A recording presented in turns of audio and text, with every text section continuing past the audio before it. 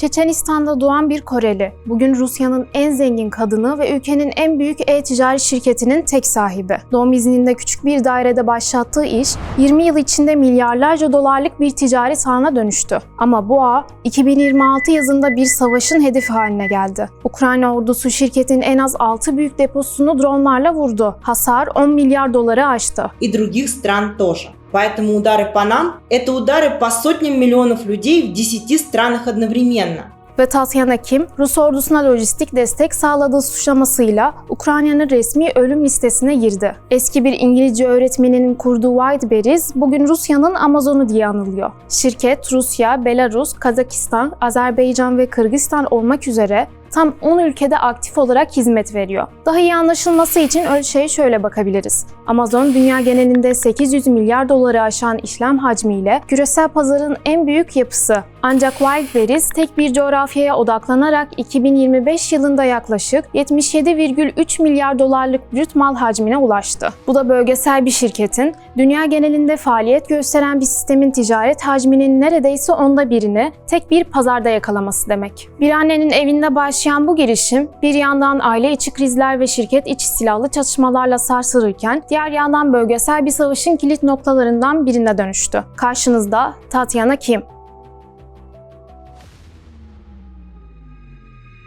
Ben Sare Aydın, GZT özel içerik editörü. Gelecek bölümlerinde sizi yeni isimlerle tanıştıracağım. Siz de kanalımıza abone olup katılarak bize destek verebilir, profilin yeni bölümlerinde anlatmamızı istediğiniz isimleri yorumlarda belirtebilirsiniz. Hedef bu kez askeri üsler ya da enerji tesisleri değil, doğrudan sıradan Rusların gündelik yaşamıydı. Ukrayna İHA saldırıları başladığında hedefte ülkenin en büyük e-ticaret depoları vardı. Öyle ki sadece tek bir depoyu vurmak için bile 200'den fazla drone gönderildi. Depolar alev aldı, can kayıpları yaşandı. Peki bir İngilizce öğretmeninin doğum izninde kurduğu bir alışveriş sitesi nasıl oldu da uluslararası bir savaşın ve stratejik operasyonların merkezine oturdu? Bu hikayeyi anlamak için en başa dönmek gerekiyor. Tatyana'nın ailesi Koryosaram denilen bir topluluktan geliyor, Sovyet Korelileri. Stalin döneminde yüz binlerce Koreli aile, casusluk şüphesiyle trenlere bindirilip Uzak Doğu'dan alınmış, Orta Asya ve Kafkasya'nın ortasında bırakılmıştı. Tatyana'nın ailesi de bu sürgün dalgasının bir parçasıydı. 16 Ekim 1975'te o dönem Çeçen İnguş Özerk Cumhuriyeti'nin başkenti olan Grozny'de doğdu. Eğitimini tamamladıktan sonra Tatyana bir okulda İngilizce öğretmeni olarak çalışmaya başladı. Gündüz okulda ders veriyor, akşamları ise ek gelir için özel dersler veriyordu. 2000'lerin başında bilişim sektöründe çalışan Vladislav Bakalchuk'la tanıştı ve evlendi. Asıl kırılma noktası 2004 yılında yaşandı. İlk bebeğini dünyaya getirdiği doğum izni döneminde hem ev bütçesine katkı sağlamak hem ek gelir üretmek için yeni yollar aramaya başladı. Fikir aslında hiç de karmaşık değildi. O yıllarda Rusya'da Alman katalog markaları çok ilgi görüyordu. Ama bu ürünlere ulaşmak oldukça zor ve zahmetliydi. Yeni doğan bebeğiyle alışverişe çıkmanın zorluğu bizzat yaşayan Tatyana,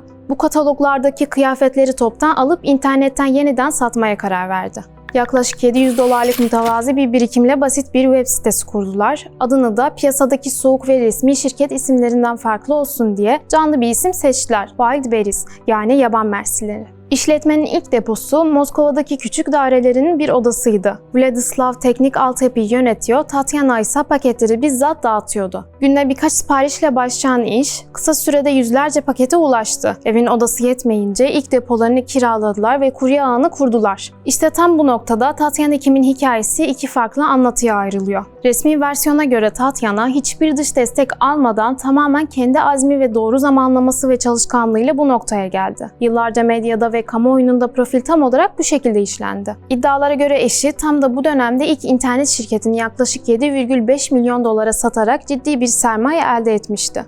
Üstelik Tatyana'nın aile bağlarının Rus devlet şirketlerinin tepe yöneticilerine ve bazı nüfuzlu isimlere uzandığı, şirketin ilk aşamada bu sayede kamu hibelerine eriştiği öne sürüldü. Çift siyasi ya da maddi bir destek aldıkları iddialarını her zaman kesin bir dille reddetti.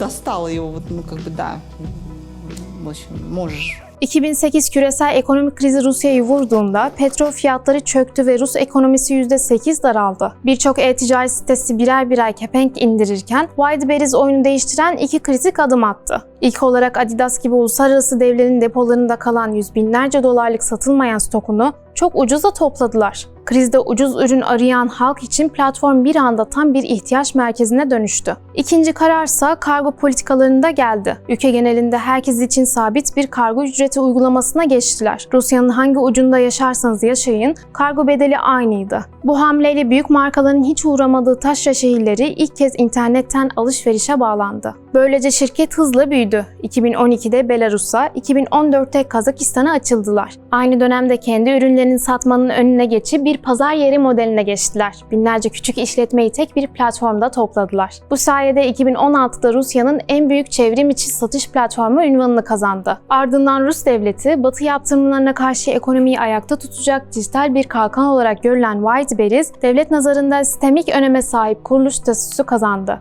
2019'da şirketin değeri 1 milyar doları aştı. Tatyana Rusya'nın ikinci kadın milyarderi oldu. 2020'de serveti 1,4 milyar dolara ulaştığında ise artık zirvedeydi. Rusya'nın en zengin kadını. 2021'de Ukrayna, platformda askeri üniformalar ve keyif karşıtı yayınlar satıldığı gerekçesiyle şirketi ilk kez yaptırım listesine aldı. 2021 ile 2023 yılları arasında şirketin büyümesi katlandı. Covid döneminin ardından oluşan küresel e-ticaret patlamasıyla birlikte kişisel serveti 7 milyar doları aştı. 2022 yılına gelindiğinde ise süreç çok daha farklı bir boyuta taşındı. Rusya-Ukrayna savaşının başlamasıyla batılı markalar pazardan birer birer çekildi. Onların bıraktığı boşluğu Wildberries gibi yerli yapılar doldurdu ve pazara neredeyse tek başlarına hakim oldular. 2025 sonuna gelindiğinde işlem hacmi 10 ülkede tam 77 milyar dolara ulaşmıştı. Fakat bu hızlı büyüme şirketi iki farklı cephede de ciddi eleştirilerinin hedefi yaptı. Bir yandan platformda sahte veya taklit ürün satıldığı iddiaları çıktı. Diğer yandan Ukrayna, Kiev yönetimi karşıtı propaganda yapıldığı gerekçesiyle şirkete yaptırım uyguladı. Ardından Polonya'da Rus devleti bankalarıyla olan finansal bağları sebebiyle Wildberries'i yaptırım listesine aldı. Tatyana Kim artık sadece bir iş insanı değil,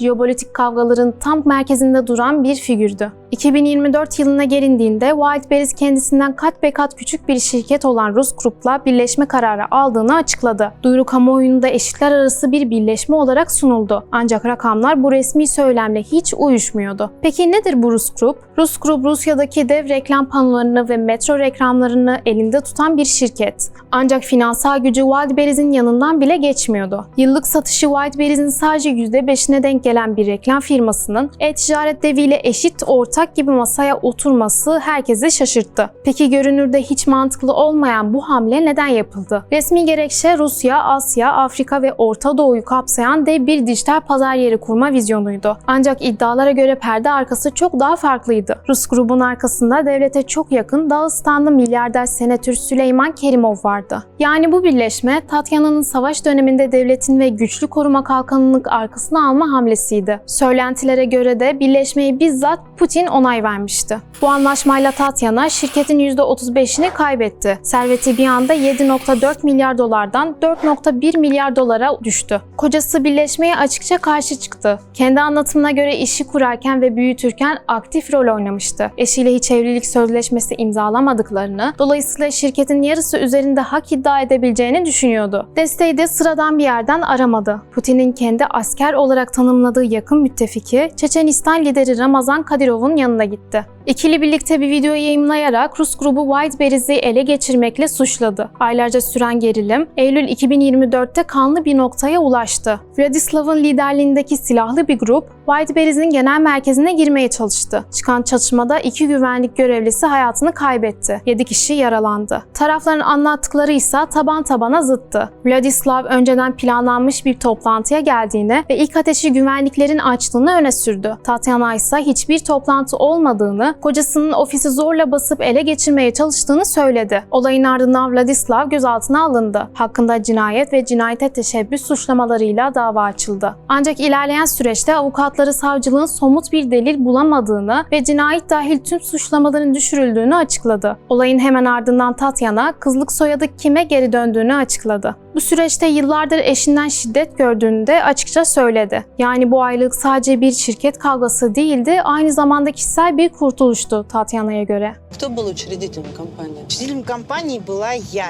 Я придумала эту компанию, я ее создала, Я ее развивала. Mahkeme kararıyla eşinin hisleri Tatyana'ya geçti. Tatyana Kim bu adımla Wildberries'in %100 tek sahibi olarak kontrolü tamamen eline aldı. Temmuz 2026'da Wildberries'in dev lojistik merkezlerine yönelik insansız hava aracı saldırıları başladı. Başkent çevresinden ülkenin en kritik sanayi ve ticaret kavşaklarına, batı sınırlarından iç kesimlerindeki ana dağıtım üslerine kadar geniş bir hatta ard arda patlamalar yaşandı. Saldırılar tek seferlik bir operasyon değildi. Haftalar boyunca devam etti. Yangınlar günlerce kontrol altına alınamadı. Can kayıpları yaşandı. Onlarca kişi yaralandı ve ortaya çıkan toplam ekonomik hasar 10 milyar doları aştı. Ukrayna'nın buradaki asıl stratejik hedefi sadece depoları vurmak değildi. Amaç Rusya'nın can damarı olan e-ticaret ağını felç etmek. İç pazarda milyarlarca dolarlık devasa bir ekonomik kaos yaratmak ve savaşı doğrudan sıradan Rus vatandaşlarının gündelik hayatına taşımaktı.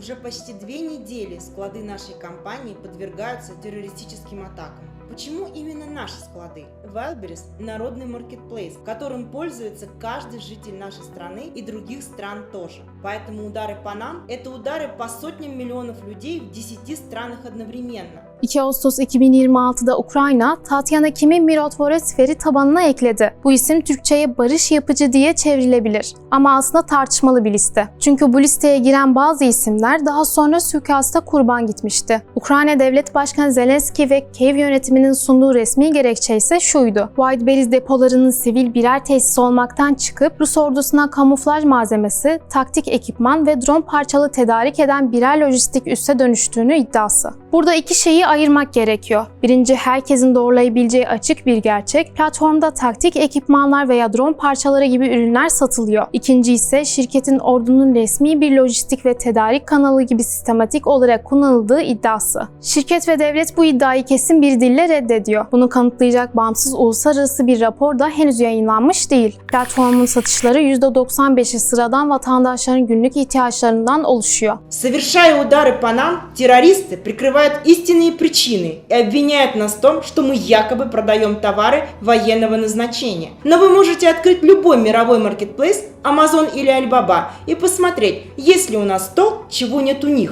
Ancak bu saldırının arkasında büyük bir iç ekonomik kriz ve satıcıların yaşadığı büyük bir mağduriyet dalgası da vardı. Depolarda meydana gelen yangınlar sonucunda binlerce küçük satıcıya ait yüzlerce milyar ruble değerinde mal kül oldu. Toplam ekonomik kaybın 1 trilyon rubleye kadar ulaştığını tahmin ediliyor. 7 çocuk annesi Tatyana Kim bugün hala Wildberries'in kurucusu, CEO'su ve tek sahibi. Serveti 8 milyar doları aşmış durumda. Şirket ise 10 ülkede yıllık 77 milyar doları bulan devasa bir işlem hacmini yönetiyor. Ama artık taşıdığı ünvan sadece Rusya'nın en zengin kadını değil, aynı zamanda bir savaşın hedef tahtası, bir yaptırım listesinin ismi ve devletle iç içe geçmiş bir iş modelinin bütün bedelini omuzlayan biri. İçeriğin editörü olarak yorumlarınızı hepsini okuyorum. Ne düşündüğünüzü gerçekten çok merak ediyorum. Bir sonraki profilde kimi görmek istersiniz? Yorumlarda belirtebilirsiniz. İzlediğiniz için teşekkürler. Bir sonraki bölümde görüşmek üzere.